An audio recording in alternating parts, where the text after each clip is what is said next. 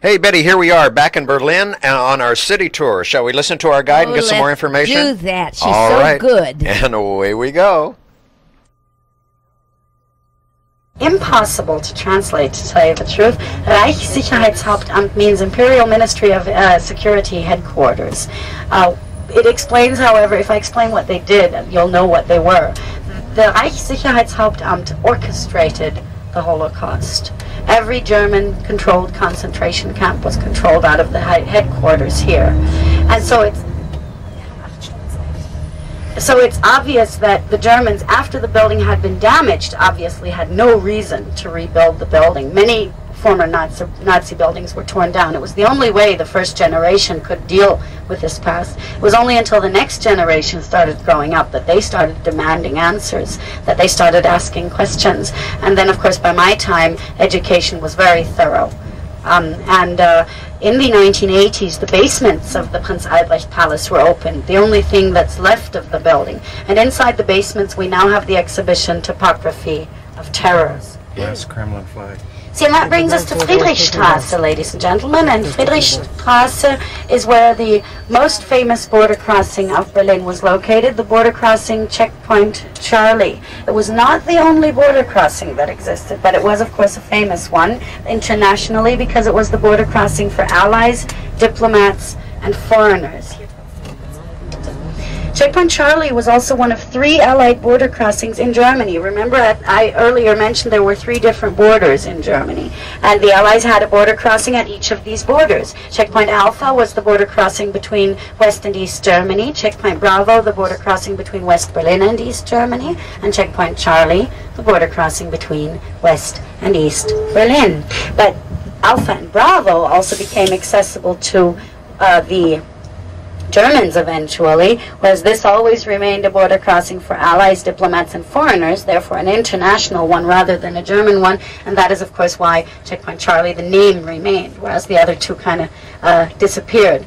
Now, you can't see this, but I'm going to let you off the bus in just a moment to take a look at the original sign of Checkpoint Charlie that's up ahead that says that here one would be leaving the American sector, and beyond that you'll find an old watchtower. That's the original watchtower of Checkpoint Charlie. Basically, the setup of Checkpoint Charlie, this side of the intersection was West Berlin, the American sector in this case, not the British like at the Brandenburg Gate, and beyond the intersection was East Berlin. So on this side of the intersection is where that little flat white building was that you surely remember from pictures or from newscasts, where the British, the French, and the Americans guarded their side of the border, and on the other side was that whole setup of the East German and Soviet control system.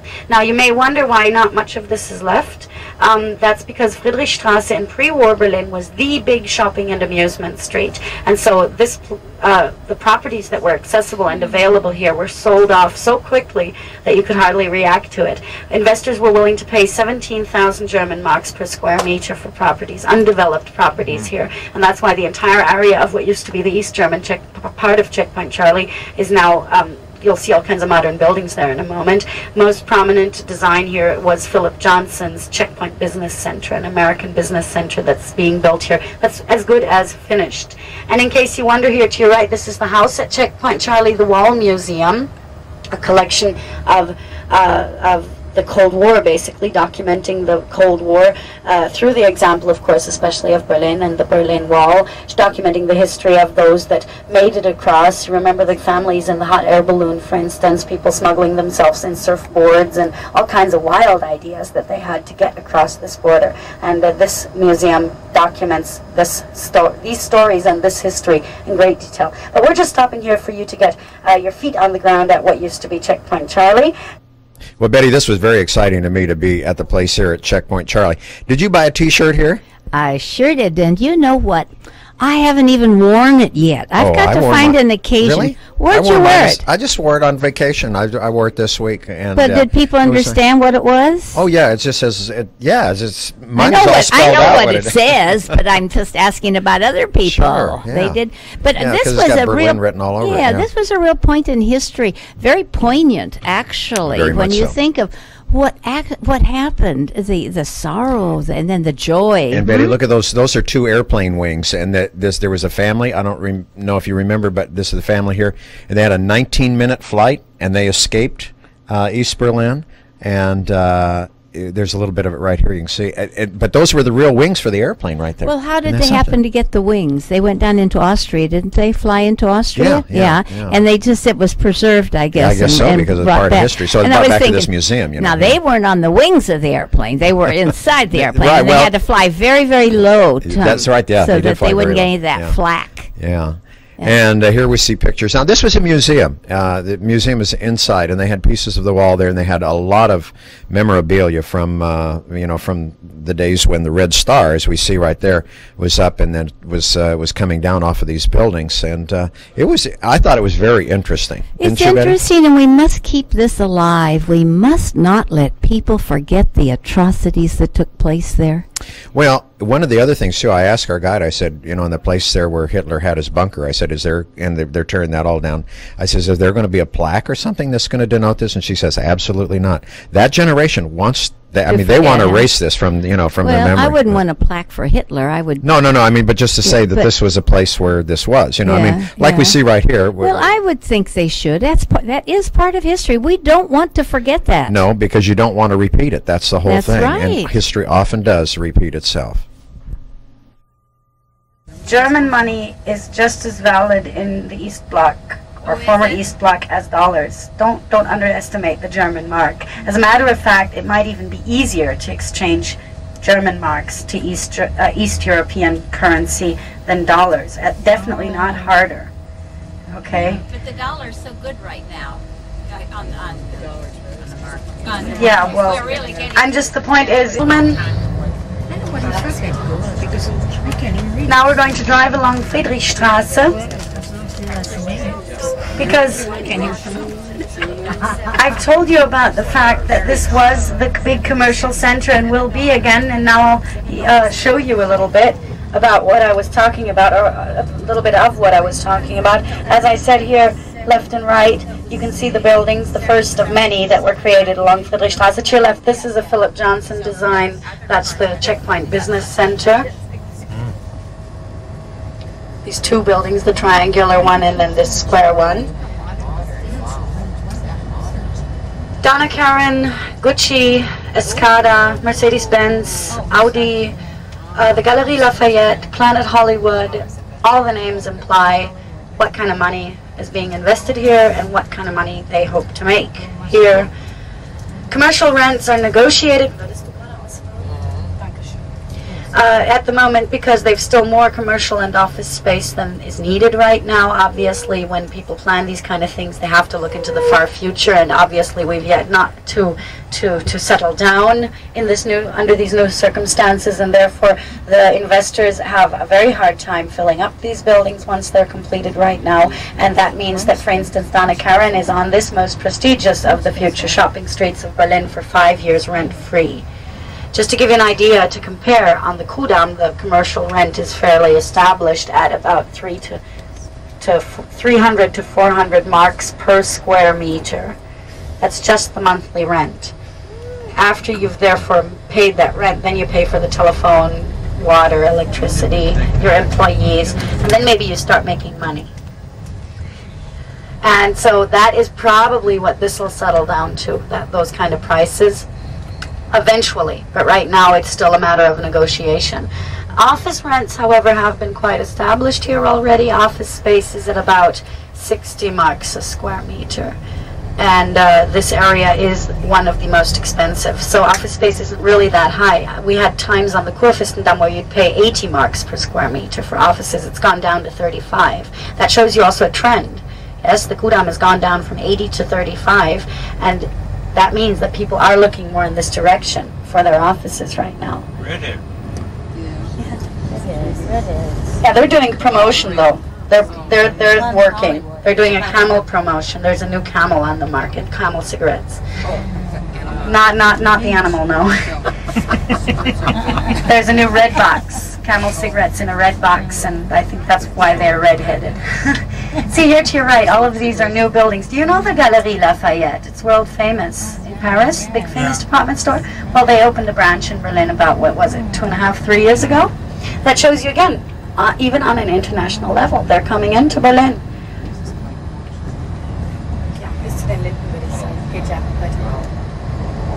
And obviously, you know, all the side streets, they're still pretty desolate. There's still lots of construction going on there. Lots of the buildings are still in not the best of shape.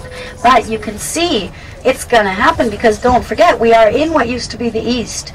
Please realize, you really have to actively think about this. I know you understand it, that all of this wasn't here 10 years ago. So that to give you, just give you an idea, even though you haven't seen this before, to give you an idea how drastically this has changed in such a short time. I mean, what's a decade? Nothing really, if you think about it. All the efforts that have been made here in just that short time, that gives you, I think this is the first year where I'm really getting the feeling, yes, there is a future without construction sites. You know, we've been living with construction sites so long, it's almost hard to imagine the city without them. But this year we're seeing results for the first time in big areas, you know. And then what with Davis being finished this fall, that's really going to be a big step towards the future of Berlin. And that brings us back to Unter den Linden, and the intersection Unter den Linden and Friedrichstraße was the most famous intersection of pre-war Berlin, because you have to imagine this was smack in the center of town. See, Unter den Linden is an east-west axis, and Friedrichstraße is a north-south axis, and where they intersect is the middle of the middle, basically. So this is where the traffic was, the hustle, the bustle, the energy, the vitality of the big city, long before even Potsdam Square became big. And so every visitor of Berlin came to this intersection to see what was going on here. The poor traffic conductor, traffic policeman, he went to his boss one day and he said, nobody's paying attention to me. So he was issued a police whistle. And then he went back to his boss a few weeks later and he said, they're still not listening to me. So he was issued a police trumpet. And then, of course, eventually the traffic light was invented. But the big cafes stood here. Here to your left was the Café Kanzler. It's not here anymore. And here to your right was the Café Bauer. And those were two of the most popular coffee houses of Berlin, where people would go as visitors and as Berliners, go there to sit, just to look onto the boulevard, to see the commotion, to see this this hectic business and busyness going on in the big city. And for many coming from rural areas, this was absolutely flabbergasting, as you can imagine. And we're back at the linden trees. And we're on our way now, as promised, to the historical part of Unter den Linden. And just to give you an idea also how on a German level, Unter den Linden is considered the most prestigious address of the future Berlin. Here to your right is the German bank property. The Deutsche Bank is the largest bank of Germany, and they have their bank headquarters here now, but also the Guggenheim Foundation, and they purchased this building for 70,000 German marks per square meter. And that is just absolutely tremendous. And just again to show you what we mean when we say prestige. And that brings us to the most famous part of Unter den Linden. If you would look to your left, you can see a drawing of an equestrian statue. That's what's normally here. That's the equestrian statue of King Frederick II, or Frederick the Great. And Frederick the Great was king between 1740 and 1786. And he was responsible for this. This is the Linden Forum. And let me again remind you, 90% of the inner city was destroyed, no matter what you're looking at. This was restored, not just miraculously spared from the bombs, just so you realize that. This is the Linden Forum, or Forum Fredericianum, which was inspired by the Forum Romanum in Rome, created according to the wishes of Frederick II, Frederick the Great, by his private architect, Georg Wenceslaus von Knobelsdorff. You probably have never heard the name before, but I bet you know his most famous work, at least by name. That's the famous Palace Sanssouci in Potsdam. It was built for the same king, just so you can get some cross connections again. And but long before Frederick the Great decided to go to Potsdam, he made plans for this shortly after he was crowned in 1740, as a matter of fact. And so Knobelsdorff was put to work on this. While Knobelsdorff was designing this for his king, Frederick the Great was already busy fighting against Austria in his first of 3 Silesian wars that were going to take place. Silesia is, by the way, southern Poland. That's why, by the way, Hitler claimed southern Poland. He called his invading southern Poland in 1939 his Silesian War, because Frederick the Great claimed southern Poland. That's why in the early weeks of World War II, northern Poland wasn't worried yet, because they thought he would just claim what Frederick the Great had. But anyway, so as all this is going on, Knobelsdorff is busy designing the Linden Forum, and the first building, first building of the Linden Forum is here to your right in front of us, the former Royal Opera House, now the German State Opera, that was inaugurated in 1743. The Opera House burns down every 100 years on the spot, by the way. It burned down in 1843, 100 years after its inauguration, and it burned down in 1943, 200 years after its inauguration, and now we're breathlessly waiting for the year 2043 to see what happens. Behind the Opera House is St. Hedwig's Cathedral. St. Hedwig's Cathedral was praised as a symbol of religious tolerance in the 18th century because, and later of course especially, because it was the first larger Roman Catholic church in the Protestant city Berlin. Berlin was reformed in the 16th century. Shortly after Luther was active in Wittenberg, Berlin was already reformed. So Berlin always was a haven for religious refugees. We can't really claim the true Berliner. Might be a Silesian, or maybe Bohemian, or maybe Eastern Prussian, or maybe French, or Southern German. From everywhere they came to Berlin if they were reformed and were not tolerated as Protestants in their countries. So this has always been a melting pot from the very beginning. More so than, you know, big cities usually are melting pots, but Berlin's melting pot condition is a lot older. And this, of course, was a sensation. All over Europe, religious minorities were persecuted because of their beliefs, and this Protestant king builds a Catholic church for a Catholic community. He not only tolerates them, he builds them a fantastic church inspired by the Pantheon in Rome. This church, by the way, also became very well known in post-war Germany, or after World War II in general, not just in Germany, because as much as the historians do accuse the church of cooperating with National Socialism to a certain extent, there always also was a religious resistance in Germany during National Socialism, and one of the leaders of this resistance was the, I guess, bishop, what you would call him, of the St. Hedwig's Cathedral. Lichtenberg was his name, and he's actually buried here. He was one of the members of the resistance against National Socialism organized by the church. Whereas, of course, because of the situation in Italy, of course, even the Pope was really just stepping back from the situation of fascism and National Socialism. So that is, of course, something special, that there was nonetheless a resistance to a certain extent. Then here to your right behind us is a kind of curved building with a what do you call it, scaffolding on the front, and that was the Royal Library of Berlin, and now it's a part of the Humboldt University. And by the way, when this was a library, excuse me, still, this is where the book burnings of National Socialism started. On May 10th of 1933, approximately 20,000 books were thrown out of the windows of this building because the the books were not conform to Nazi ideology, whether because the writers were communist, pacifist, Democrats, Jewish, whatever, because what was written in them was considered subversive. Books of scientists, poets, playwrights, anyone, theologists, were thrown on a big, huge heap and burnt in a huge bonfire here. Not the only place where this happened in Germany at the time, but the first place.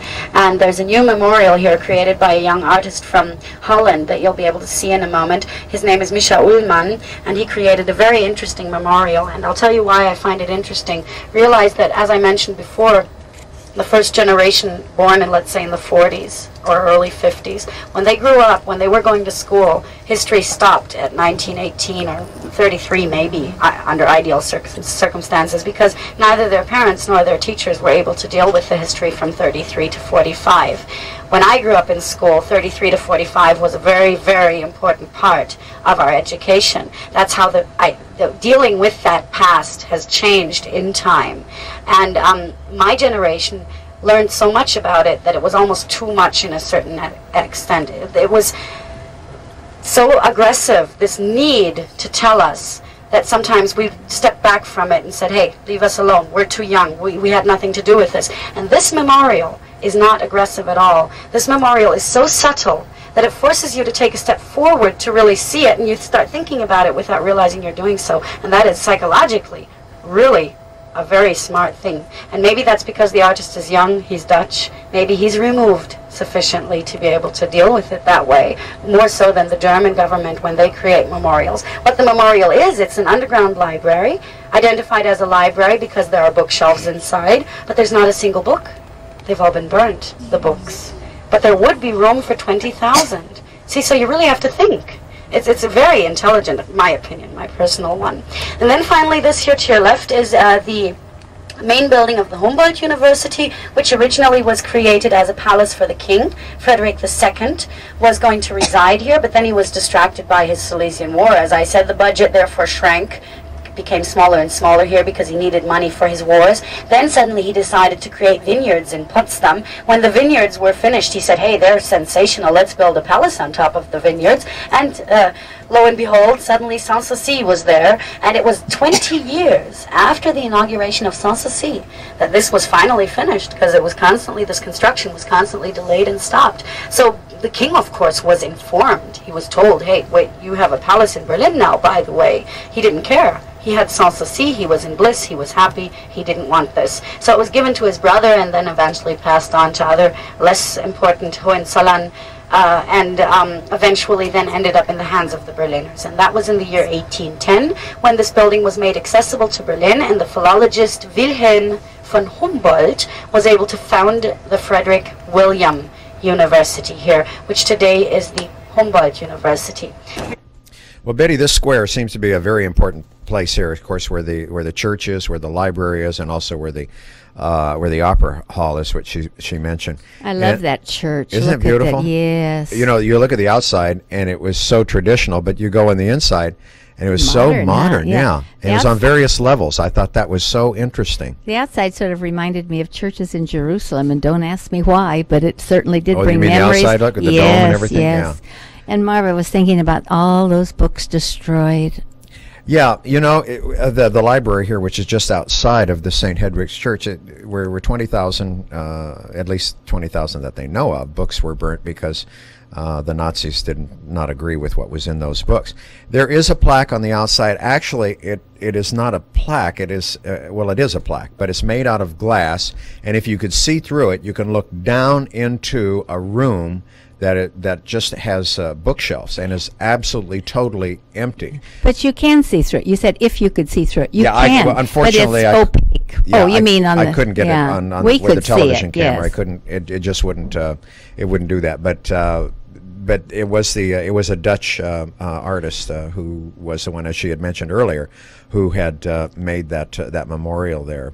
And as she stated too, there were other places, of course, besides Berlin and Germany, where the Nazis also burned books as well. Didn't we go downstairs? Do you remember what was downstairs? There were little side chapels and down the chapel there. was Yeah, that what it was? It was a very beautiful church. But it's nice to see that all this is under restoration, and Humboldt University across the street, as she had given us information about earlier. Now, here's what we're taking a look at. That is actually glass that we're going to be able to. We could see it with the naked eye. Unfortunately, the television camera couldn't pick it up, but you could look right where her foot is. Yeah, there was a room downstairs, and it was totally void of books. But this building, which was built in 1830, is now a central memorial of Germany that commemorates victims of war and dictatorship. But as I said, unfortunately, it cannot really be seen right now because of restoration going on the building. Here to your right, we then have the Opera Palace. That was originally built as the Princess's Palace and is now a building with 4 different restaurants and a cafe inside. And attached to the Opera Palace is what we know as the Crown Prince's Palace. And the Crown Prince's Palace, this larger building, is where Germany was reunified officially in 1990. And this is now a guest house of the federal government in Berlin. And here to your left is the oldest still existing building on Unter den Linden, the old Arsenal of Berlin, the old armory, which was built in 1695 and which is considered one of the most important Baroque-style buildings of Northern Europe. And this is now the Museum of German History. And that brings us to the end of Unter den Linden, and that is marked, or actually this would be the beginning chronologically, this is where the whole thing started, and that is at the Palace Bridge, the Schlossbrücke. And the Palace Bridge was originally designed by Schinkel, the most important architect we ever had. And the name, of course, indicates that the palace was here. Here in front of us, this open square, is where the Palace of Berlin stood. In other words, the center of power of the Hohenzollern family. I'll go into more detail about the individual buildings later. For now, however, just realize that this is where the Hohenzollern family had their center of power for more than 500 years. In other words, the Brandenburg Prince-Electors, then the kings of Prussia, and finally the emperors of the German Empire. This palace was bombed during World War II and deliberately torn down by the East German government in 1950, for whom this was a political act of destruction, one of destroying the origin of militarism and imperialism in East Germany. Here to your left is the pleasure garden. It doesn't look much like a garden, admittedly. That is due to the fact that what was once the herbal garden of the palace and then turned into a garden for pleasure, a pleasure garden, Lustgarten, was eventually paved by Hitler. He wanted space for his propaganda festivals, and of course the building at the end of the garden was a perfect backdrop. It was conformed to the Nazi aesthetics, and so Hitler chose this. The East Germans took over the paved square that Hitler left behind, and now the federal government wants to create a new garden. So that's why all the digging is going on here. And here at the Lustgarten, here to your right, of course, is the spectacular dome structure that you already noticed from a distance, the Berlin Dome. And the Berlin Dome, Dome of Berlin. I could call it the Berlin Cathedral, but you know, a cathedral to me at least is always Catholic. And I do realize it looks like a cathedral. And to tell you the truth, inside as well, it feels like a cathedral. It smells like a cathedral. There's enough gold inside for 3 cathedrals. And the organ is flabbergasting with 7,200 pipes and 113 registers. But it's not Catholic, and it's never been. The Berlin Dome was built as the 4th dome church in this position, in succession of course, because this is the traditional site of the Royal Church of Berlin. Remember, the castle was behind us, pleasure garden of the castle to your left, so the Royal Church fits into the setup here too. And as I told you before, royalty has been Protestant since the 16th century. They were reformed almost immediately, so obviously they were going to build themselves Protestant churches. The dominant religion here is evangelical. That's what we call it. That's the dominant Protestant religion in Germany as a whole. And now why, you may wonder, does it then look like this? Why is it so Catholic? Well, because of the arrogance of William II, the last German emperor, William II. Everything he built is bombastic, overwhelming, overbearing, overpowering, because that's the kind of man he was. For himself, he was the most important person walking this earth, and therefore everything he built had to represent that. And he demanded so much of the design. And we'll join our guide next week as we find out more about the city of Berlin. But Betty, if people are interested in the trips you've got coming up, they should give you a call. At 488-7443. That's right. And Betty's got some real great trips coming up, so give her a call. We'll see you next time. Bye-bye. Bye-bye.